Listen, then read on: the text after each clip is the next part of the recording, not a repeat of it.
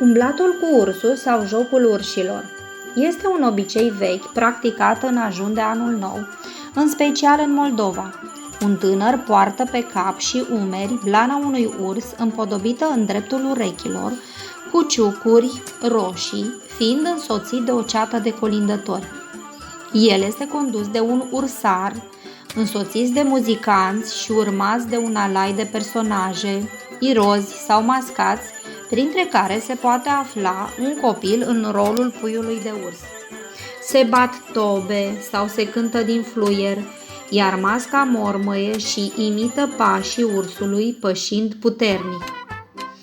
Bună seara, gospodari! Venim cu ursul din deal. Dacă bine și voiți, ursul nostru să-l primiți.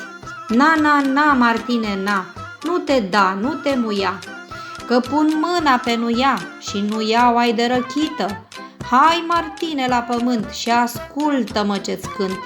Când erai mai mititel, erai tare frumușel, iar de când ai crescut mare, mă dai jos de pe picioare. Na, na, na, Martine, na, mai întoarce-te așa, joacă, joacă, moș Martine, ca să-ți dau miere de albine.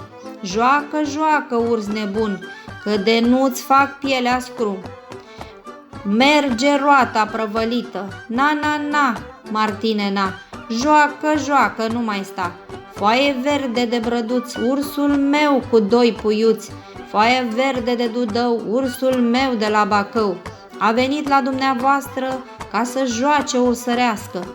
Na, na, na, Martine, na, nu te da, nu te muia, joacă, joacă, ursule, că s-or coace murele, mai tare te îngrășa și prin case vei juca. Saltă, saltă tot mai sus ca și anul care-i dus. Ia pleacă-te în jos să saluți gazda frumos.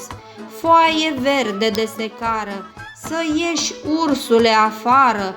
Foaie verde de stejar, sănătate gospodari, la anul și la mulți ani.